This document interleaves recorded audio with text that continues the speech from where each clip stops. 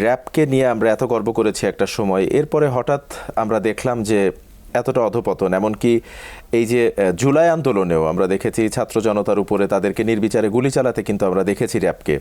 এবং শেখ হাসিনার শাসন আমলে এই যে গুমের মাধ্যমে সংগঠিত যে মানবতা বিরোধী অপরাধ, এতে কিন্তু র্যাবের বেশ কয়েকজন কর্মকর্তার নামও উঠে এসেছে।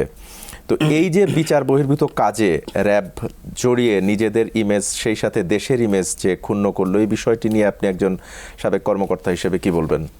আচ্ছা, আপনি খেয়াল করে থাকবেন যে 2008-এর 29শে ডিসেম্বর যে নির্বাচনটা হয়ে গেল, নির্বাচনের পরবর্তীতে কিন্তু আমরা যারা র্যাবে চাকরি করছিলাম এবং র্যাবকে একটা মানুষের হৃদয়ে পৌঁছে দিয়েছিলাম, আমাদেরকে গণহারে পোস্টিং করা শুরু করলো। স্পেশালি আপনার এই র্যাবের এডিজি যে কর্নেল গুলজারকে প্রথমে পোস্টিং করলো, এরপর আমাকে কিন্তু একই সঙ্গে পোস্টিং করেছে। আমার যেতে আমার একটু দেরি হয়, যে কারণে আমি এবং আমার সঙ্গে সঙ্গে কলেজ সাকলাইনের পোস্টিং করলো, এবং বেশ কিছু আমরা র্যাবের সিও পোস্টিং করে দেওয়া হলো।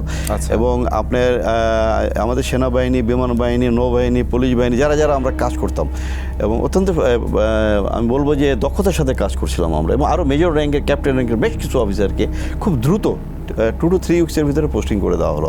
এবং তাদের পরিবর্তে আমরা যে সমস্ত অফিসারকে আসতে দেখলাম সেখানে, আমরা কিন্তু বেশিরভাগই চিনি। আমরা দেখলাম সব আওয়ামী পরিবারের অফিসারদেরকে পাঠানো শুরু হলো। যেমন শেখ হেলালের ভাইরাকে আমি দেখেছি পোস্টিং করতে, কর্নেল আজিম। উনি কিন্তু খুবই অ্যাভারেজ একজন অফিসার ছিল। আমি তার প্রতি সম্মান রেখে বলছি, উনি আমার সিনিয়র, কিন্তু অফিসার হিসেবে তার দক্ষতা কিন্তু অনেক নিম্নমানের ছিল। দেখলাম তাকে পোস্টিং করা হলো, এবং উনি এসে আপনি ইন্টেলিজেন্সের মতো ব্রাঞ্চের হেড হয়ে গেলেন। উনি মেজর আজিম আসলেন, এসার পর দেখি কয়েকদিন পর লেফটেন্যান্ট কর্নেল হয়ে গেলেন। দেখেন মেজর জিয়ার মতো, যে এখন আপনার এই যে গুম খুন হত্যার মামলায় এখন আসামি এবং জেলে আছে, জিয়াকে পোস্টিং করা হলো। আপনি জিয়া কে ছিল? নানকের অত্যন্ত ঘনিষ্ঠ।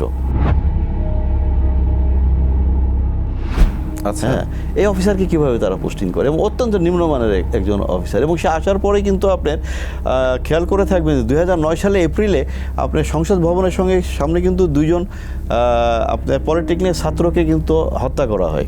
হ্যাঁ, পরবর্তী এটা নিয়ে কিন্তু অনেক মিডিয়াতে আসছে। আমরা এভাবে খেয়াল করলাম যে অসংখ্য অফিসারকে তারা পোস্টিং করলো, যারা কোনো না কোনোভাবে রাজনৈতিকভাবে, পারিবারিকভাবে কিংবা দলীয়ভাবে জড়িত, সব বাহিনী। তো এটা ছিল তাদের প্রথম পদক্ষেপ, এটাকে দলীয়করণ করে কিভাবে এখানে মানুষের কাজ না করিয়ে দলের কাজ করানো যায়, যার প্রতিফলন আমরা ধীরে ধীরে দেখতে পেলাম পরবর্তীতে। এবং এই যে ক্ষমতাচ্যুত আওয়ামী লীগ সরকারের যে শেষ কয়েক বছর আমরা প্রথম যেমন র্যাবকে দেখেছি, আপনিও যেটি বলছিলেন যে বিভিন্ন অভিযানে এবং সফলতার সাথে আপনারা সেগুলো মোকাবেলা করেছেন, নেতৃত্ব দিয়েছেন।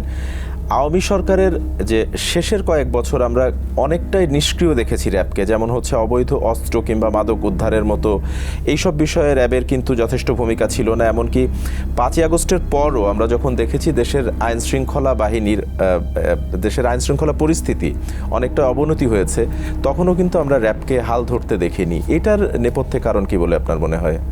আসলে র্যাবকে হয়েছে কি, ওভার দি পিরিয়ড 9 সাল থেকে আপনার খুব রংলি ব্যবহার করতে করতে করতে এটাকে একটা ক্ষয়িষ্ণু বাহিনীতে পরিণত করেছিল তারা।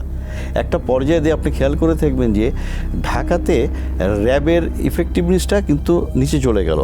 আবার র্যাবকে যখন আপনার এই যে 7 জন অফিসারকে, যখন বেনজির যখন র্যাবের একসময় ডিজি ছিলেন, এবং বেনজির পরে এখন যে আল মামুন সাহেব আইজিপি, যিনি এখন জেলে আছেন, এদের 7 জনকে যখন আপনি স্যাংশন দিল, তখন সরকার চিন্তা করলো যে এখন র্যাবকে দিয়ে এই কিলিংগুলো না করিয়ে এগুলো তখন ডিবি দিয়ে শুরু করলো। আচ্ছা, আপনি আস্তে করে শিফট করে দিল।